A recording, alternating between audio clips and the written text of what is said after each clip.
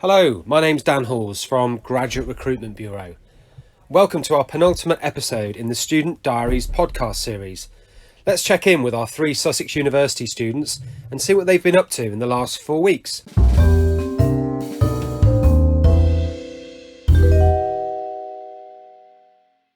So, hi, I'm here with Ella. How has it been in the last 4 weeks? Yeah, it's been really busy actually. I've just hit the 6-week mark for my dissertation, so I've got 6 weeks to go. Right. Which is a bit of a wake-up call, I guess. I am on track, so I don't feel too stressed yet, but the deadlines are rolling in sort of thick and fast. Right. So in the last 4 weeks, it's been sort of a lead up to this date to kind of get my final draft. My final draft sort of put together, and then I can edit from now on. Okay. But yeah, I'm just about at that point now, which is really nice. So still on track for now, which is good. So most of my time has been sort of getting ready to this point. I've also done quite a bit of badminton. I just came back from Salisbury. Had a long weekend of playing for the county for Sussex. So that was really nice. Yeah. No injuries then, or? No, all good. And that was the last sort of weekend tournament for the year now. So the season's just about finished. And we won all our games, which was really nice. It was good to end on a high. Yeah. So that was positive as well. And I've just started tutoring.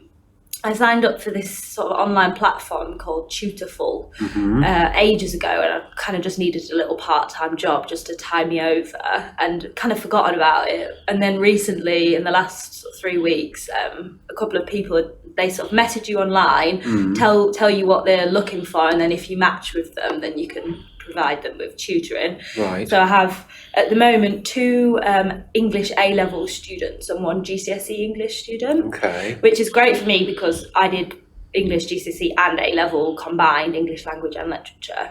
So it's not really tutoring, I don't think anyway. I'm kind of just helping them go through their coursework.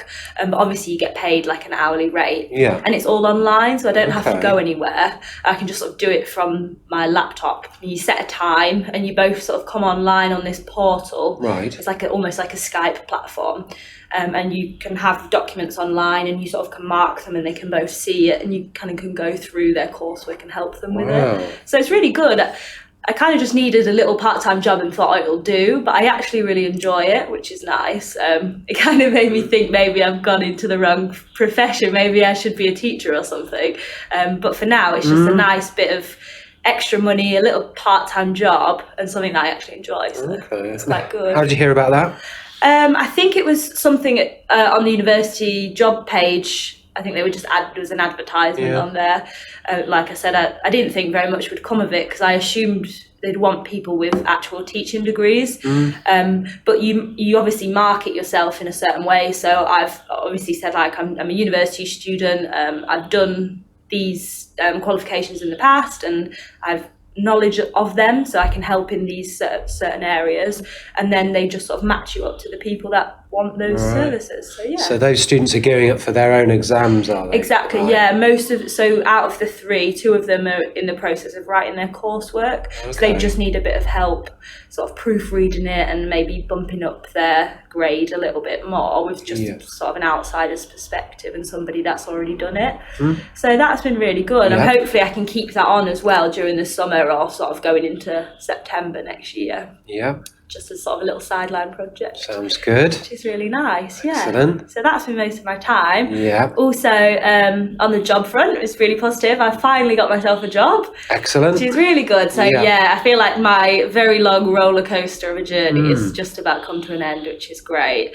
It's in a graduate scheme for project management. Okay. So I went to the assessment day a week ago. Yeah. And there was 12 people on the assessment day, and everybody had completely different degrees, different backgrounds. So to start with, I thought, I've no idea what they're looking for here. It must be sort of a personality type rather than a specific like knowledge base. Okay. So we did a number of tasks, like as you do on these assessment days, so group assessments. I had to deliver a presentation. Right. And then we had 3 interviews in the afternoon, which were quite intense. Yeah. But I think I'd kind of gotten to the stage with assessment days and schemes, like I've said before, where I'd kind of got to the stage where I've tried everything and it hadn't worked. So I think it maybe made me relax, and I was just acted sort of like myself. And if they wanted to hire me, great. If I didn't fit, no problem. So I think that perhaps brought me out in my best light, which was really nice. And yeah, like I said, as they said as well, that everybody's intelligent and qualified enough for the role. Right. They just wanted a certain personality type, and luckily that was me. So that was really, really good. They told me at the start of this week, and that starts in September. Brilliant. Okay. Yeah, 2-year scheme, and at the end of it, you just roll on to continued employment, unless obviously you've done something bad. But fingers crossed. So I've got a nice sort of future plan now with that job. That's good, yeah. Which is really great. And it's not in London, which is so nice. It's in Surrey, in Leatherhead. Okay. So yeah, really great. So hopefully I can stay in this area or somewhere in between the two. Good. So yeah, that was really good. And I think that was sort of my last bit of energy. So it came at the right time, because otherwise I think I would have possibly combusted or needed at least a month's break before I looked at any more jobs. So it came just at the right time, which is really nice. Yeah, your persistence paid off, and you'd been to a few other assessment centres and applied for lots of other jobs, and you felt quite despondent. But you went into this situation with that experience and maybe a little bit more relaxed, and like you said, you will be able to be yourself. I think so. Yeah, I think I was sort of disheartened that I'd been applying for jobs in September, and everybody had said apply early. So I'd followed the advice as best I could, and I was getting nothing back. And I think I was just about ready to think, what a waste of time. I could have focused that on my studies, but no, I am still in the mindset now that it does pay off if you do work hard, all these things. So hopefully it was sort of a well-deserved right time, right place situation. Good for you. It came good in the end, which is really nice. So, good. Yeah. Came good in the end, and there's thousands of other final year students in exactly the same boat, and it is a roller coaster. Yeah, absolutely. And we say to graduates all the time, students rather, who are looking for graduate jobs, that you need to keep going, and it can be very, very hard, and there's highs and lows, but you do get in there in the end with persistence, and it is a learning curve as well as you perfect your technique along the way. Absolutely. I think perhaps what maybe made me stand out a little bit on this assessment day, which other ones might not have looked for, was my sport. They said that was really great and showed a lot of different attributes, which is really nice, because next week I have an award ceremony where I've been nominated for biggest contribution to sport in Sussex in my uni. So yeah, that's really nice. It kind of felt like a little pat on the back, which was good, and that they recognised that as well. Because obviously I put so much time into like extracurricular activities, obviously because I enjoy them, but it's just kind of nice to get that little bit back. So you think your well-deserved participation in sport, it's being recognised with an award, which is fantastic for your CV. So you think with this particular employer that was something they particularly liked? I think so. I think so. At the start of the assessment day, we had to give a presentation on something we were passionate about, and I delivered mine on women in sport. And they asked me loads of really great questions from that. And then when we went into the interviews in the afternoon, I think they really picked up on all the different attributes of leadership and things that come along with sport. So yeah, I assume that was one thing they perhaps that helped me a little bit in that process. And because of the project management role is heavy on leading other people and teamwork, I think that really helped the situation, which is nice. Excellent. So you have other job applications still out there, presumably now. What's your feeling? Because some students take multiple offers just in case. What's your attitude on that? Well, I accepted that job offer. However, I did have one more assessment day sort of in the loop, which is for next week. However, it's quite far to travel, and they don't reimburse costs. So I think I'm gonna turn that one down. It wasn't cheap. I think it was about £50 on the train. So I kind of thought I should cut my losses. I was really happy with that job role. I think if I was a little bit in between, sort of umming and ahhing, I might have then gone to the other assessment day. But as soon as I went to the assessment day for this job, I really loved it, loved everything about it, and it kind of fit into place. So I thought I don't think I need to keep looking now. I've done my research, so I think I'm going to take what I can get. But a few of my friends are in that position where they've got, I think, 1 or 2 job offers and they're still sort of looking, which I don't know if is wise or not. I don't know if you can sort of over research things and then you end up sort of picking faults at everything. Right. But that's up to them. And I honestly think I've got no more energy left for it now. Yes. So it's all come together for me, which is nice, and I can start to plan my summer, which is quite nice. A bit more exciting than looking for jobs. So I think I'm going to go to Nepal. Right. Which is a bit exciting. It's something I've wanted to do for a long time. Yeah. I've done a lot of hiking before, and obviously so I'm quite active. I think I'm going to do the Annapurna circuit trek. Yeah. So that should be really nice. Hopefully I can save up enough money from my tutoring and my other part-time job, which is nannying. And then over August I should be able to have a 4-week trip. Great. So that should be really nice. And it gives you something to look forward to, and you've put so much work in. You deserve a break, so that's a nice problem to have. Yeah, exactly. It's much nicer to plan for that than plan for jobs. But yeah, it's just something I can hopefully work on, like a little itinerary, whilst I'm just finishing off my dissertation. So a little bit of nice project left in there. Good. For the end. That was great to catch up with you, Ella, and we look forward to seeing you next time. It's easy. Thank you. I'm here with Sarah, and I'm very much looking forward to hearing about what you've been up to in the last 4 weeks. How's it been? So I guess the main thing in the last 4 weeks for me has been being elected as Women's Officer by everyone at Sussex and trying to get my plans for that going. Well, officially I don't start until August. The current Women's Officer stepped down, so the SU were like, well, if you want to and feel capable, then come along and try and get to know the procedures, come along to all the trainings, try and get ideas rolling. Right. So I wanted to try and make a kind of a handy women's guide to Sussex, all the things you need to know. And if I started in August, it would be a real rush to try and get that through in time for freshers, where all the first just come, and it would be a really good kind of baseline to get everyone secure and then work on from there. So if I start now, I can get the people involved, the people that know all the information I need involved pre even the holiday starts, so I can then get that going, get it printed, get it up online, involved in all their welcome packs. Right. So that's one project that's kind of pre-official role that's on my big whiteboard of mind map ideas for Women's Officer. Okay. But Katie, who I was running sort of against, but also with, because we wanted to try and have a kind of sense of solidarity and a combined force, as the girls support girls, we're not here against each other, has come up with a really good idea with some friends of a equality committee, so we can get as many students involved in student union and university life as possible, so we can reach the biggest number of people. Voting this year was an all-time low, which is such a shame. So we're trying to get more students involved, even if it's not in politics, if it's just in like housing, well-being, feeling connected to campus, to each other, just little clubs, trying to get people involved rather than just focusing on their little bubble, because while that can feel like the right thing to do, self-love is a whole big movement at the moment, but self-love isn't isolating. Self-love is loving yourself and connecting with other people so you can recognise how much love there is, in my opinion at least. Right. So I want to try and get as many women at Sussex involved and participating as possible with this equality committee that will be made up of hopefully a really diverse range of Sussex students. So engagement will be the key. Now you're in this position, people have voted for you, so that's great, got a mandate. Yeah.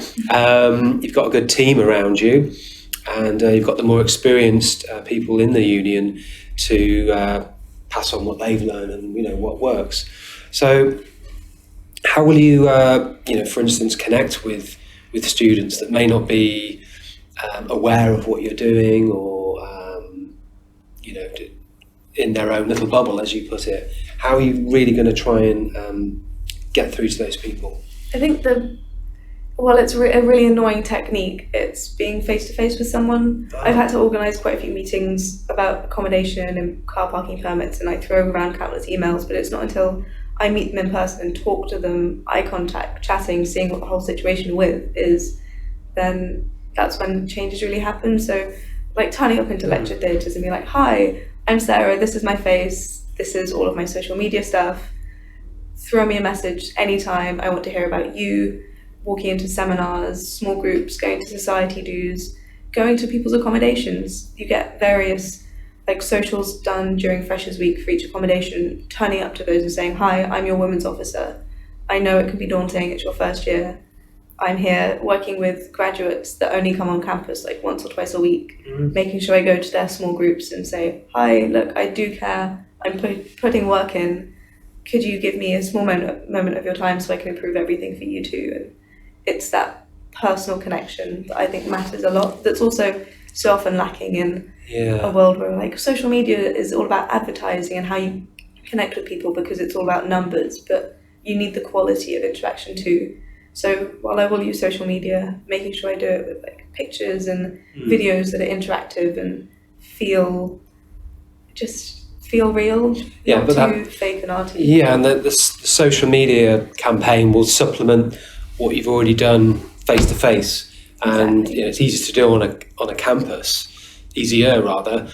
Although it's a lot of time spent trying to find these groups and getting in front of them, doing lecture shouts and things like that, because that's what a lot of recruiters do actually. They'll either have a guest lecture position, or they'll have students feet on the ground who will actually be doing face-to-face interaction. So that still plays a vital part in any relationship, and I think that gets forgotten. People are quick to jump on social media because it's quick and easy, and you can theoretically get in front of a lot of people, but getting cut through and sustaining that is the trick. So I thought that sounds like a great plan. So apart from your newly elected position now, that's going to take us some time, you've got your summer school, haven't you? Yes, I have. So I got my bursary for that last month. Okay. And so we're running through trainings for it and application processes with the US side. So Sussex were like, okay, cool, you're the right candidate. Next step, applying in the US. And because Sussex cover the tuition fees, it's not the usual application process. So the US side get in touch with you. You have to write a whole thing about why you should take me, the courses I want to do, why I want to do them, what my expectations are, what their expectations are for me, safety, visas, if I need any vaccines before I go, all of that. Just lots of tiny little bits, and remembering tiny bits of personal safety and different rules, like you can't drink over there, whereas over here it's a massive part of just uni life, and realising what kind of differences there'll be because of that. But it looks like such an amazing opportunity to learn things that are really unrelated to my course, but so interesting that I think I'll probably find ways to relate them. Like the physics of the human body, kind of with quantum mechanics being related to neuroscience at the moment, you can kind of pull it in a little bit, but it's just, I think, a chance to refresh my mind and get back into just being curious instead of reading things because I have to read them, which would be a really good opportunity. That international element is very important to Sussex. Didn't they just win an award or something? They did. They won the UK's most international university following One World Week. But it's quite, you often see universities getting awards and you think, they've just ticked the right boxes. But the lecture theatre where this safety talk was the other day was just packed with students all wanting to go and study abroad for up to one semester a year, looking at doing placements there, working abroad, just summer schools to try and dip their feet in it. It's just, there seems to be so much passion for looking beyond our borders. And at a time with Brexit, I think it's amazing that Sussex is so pro every other nation, kind of not just saying we need to isolate ourselves and protect it, but no, we need to connect, we need to reach out and make sure that we know everything we know about others, because we're all human after all. Yeah. And it's so good to see that kind of strength and spirit going through students. Yeah, it actually happens. And having those international experiences are really useful, taking you out of your comfort zone, different cultures, different languages, lots of differences, but that's so important to show you can adapt to those situations, and employers love to see that on CVs. And you've got another challenge coming up, haven't you? Yeah, Kilimanjaro. Yeah. So just after I arrive back from the summer school, I'm going to Tanzania to do Kilimanjaro, which will be amazing, but I still have to get my £3,000 fundraising, and to do that our group's doing the 3 Peaks challenge. Yeah. So we're going to all be trying to complete that all together as quickly as we can without leaving anyone behind, or with a very minimum of £100 fundraising each, set by Dig Deep, the charity. Yeah. And we're going to be doing that next month, April the 26th or 29th, I think. My dyslexia is not great for numbers, but yeah, that'll be an adventure. Definitely going to have to train for it first. I can't just hop straight up the 3 Peaks, one after the other. But as long as I do more training than I did for my marathon in the summer, I'm sure I'll be okay. Yeah. Excellent. Well, again, a lot to find out about you again. There's never a dull moment, so we're looking forward to catching up with you next month. Thank you, Sarah. I'm with Tor today, and we're very much looking forward to finding out what she's been up to in the last 4 weeks. How are you? I'm really good, thank you. How are you? Good, I'm fine. So, what's new? So during the past 4 weeks, we had a university mental health day, which was part of Wellbeing Week. Yeah. So I believe it was a cross-country thing, but our Wellbeing Week took place from Thursday to Wednesday because we had the same week as student elections. So quite a few people were kind of going around with banners. I saw Sarah kind of advertising, campaigning. It was quite good because on the Friday it was Women's International Day. Okay. And that was the premiere of Captain Marvel. And I thought that was amazing because it's the first female lead, and also she was incredible as an actress. Right. And it was just so empowering. Yes, it's Marvel, yes, it's a film, but actually it was really well made. Right. And there were so many like International Women's Day events. So on campus there were some kind of street performers, Right. who were effectively celebrating women. Yeah. And it was great. So part of the wellbeing team, we also were kind of making crafty items, kind of a bit like Mother's Day cards, but more kind of just cards to say actually thank you for, like, say a mum or a sister or an aunt or a friend, like thank you for being in my life, or thank you for actually what you do. So that was really good. Yeah. And it was also good because we were looking at ways that we can improve well-being. And on the University Mental Health Day, when we asked people how we could actually go about improving well-being for students, quite a few of the suggestions were like art and crafts ideas, art therapy, kind of quite hands-on. And actually it has been shown that these kind of relaxation things are pretty good. And it's just finding time for you. And actually maybe some people, they don't want something productive out of it. They may just want to sit down, kind of maybe read a book, or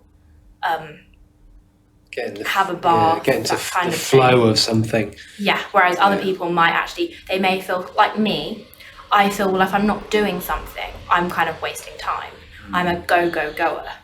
And actually still relaxing, but then having a card or having a piece of artwork means you can actually say, well, it was relaxing, but I also did something. Right. So that's really good. Mm-hmm. We also had the Wellbeing Fair. So quite a few external people came in. So we had Mind, we had the Recovery College, the Preston Park Recovery Centre, Right. And a few STI people, and then massages as well. Yeah. They came in, and I was running a stall for the wellbeing volunteers. Mm-hmm. And we were just then asking people, what things do you currently do to improve your well-being? And it was quite interesting because it made people actually think. Because, you know, you're kind of like, well, okay, you eat healthy, you exercise, but it's more thinking, well, okay, do you actually take any time off from doing exams? Do you take time to yourself when you're not actually out partying, you're not revising, you're not studying or doing a lecture? Are you actually taking, like, again, me time? So it was really insightful. Yeah, so you're raising awareness of well-being Yeah. amongst all these students who may not be aware or what they need to do to, you know, look after themselves. Yeah. So that's very good. And there was International Women's Day. Yeah. Yeah, so that's quite a busy a full-on week on campus. Yeah, that was a really busy week. Sounds like you didn't have much time for your studies or anything else. No, that week I didn't, but the previous week and like the weeks following, I took part in some clinical trials. Okay. So I've been taking part in a clinical trial for the past 6 months, and I just finished it. So that was quite rewarding because it's looking at the mechanisms of chronic pain and fatigue, and whether or not inflammation, or there are specific like genes, and there are different markers in the brain for people with and without chronic pain and fatigue. Right. So that was great, and it's sponsored by Alzheimer's research. No, not Alzheimer's, arthritis. Right. I say Alzheimer's because I've just done another study which is looking at the APO gene, which is for Alzheimer's. So that's seeing whether or not, so last year I took part in a study for the APO gene, so they tested whether or not I had the genetic marker. Yeah. And obviously it gets anonymized, so you don't know whether or not you have the genetic marker. Mm-hmm. And then this year I took part in some cognitive tests, and they then assign that and kind of do it. It's a very long comparison process. Wow. So that was good. Okay. And then after finishing the chronic pain study, I've now started another study, which is going to be about 12 weeks. Yeah. And it's looking at different forms of CBT. So I'm looking at like a stress, because obviously uni is stressful, Mm-hmm. and there's so many things which are stresses. So it's just, again, thinking that well-being, stress doesn't have to be an exam. It doesn't have to be something huge. It can literally be the fact that the bus was late, or the fact that, I don't know, if you like order and there's a mess, something like that. So there's just so many different things which are like little straws for the camel's back, Yes. and eventually you will break. Mm. And it's kind of about managing and taking part in medical research at the same time. Yeah. Wow.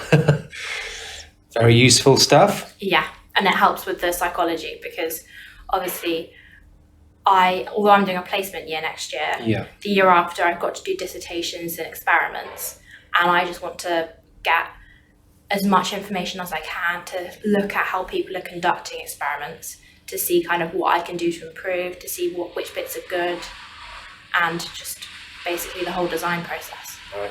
Wow. I mean, what's your current average grade at the moment? First, yeah. Yeah. I can see why. I got first last term. Yeah, I thought you said that before. Yeah. Good. All right. Have you been working on the side? Yeah, so I've been doing my tutoring. Yes.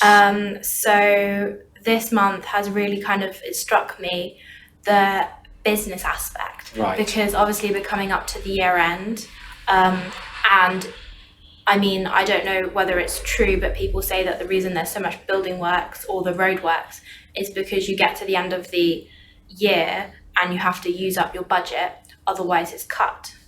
And I think that's perfectly logical, because, you know, if I have underspent for students in terms of like the books and the resources, I think, yes, next year I will allocate myself less resources.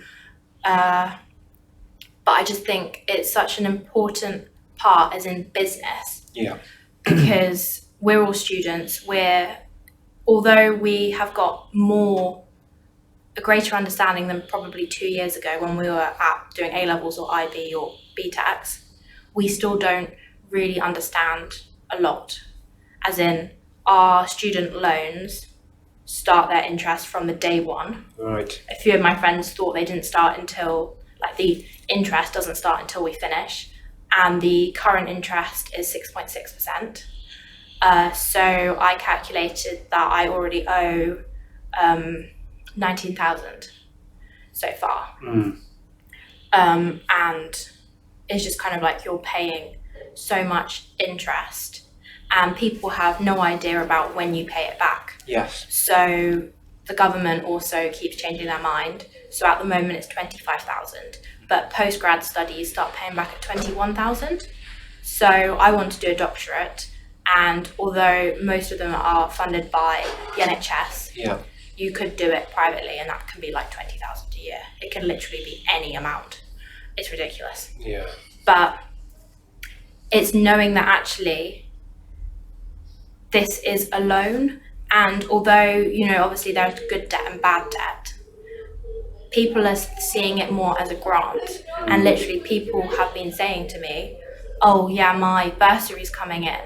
And I'm like, bursary, how have you got a bursary? And they said, oh no, it's the student loan.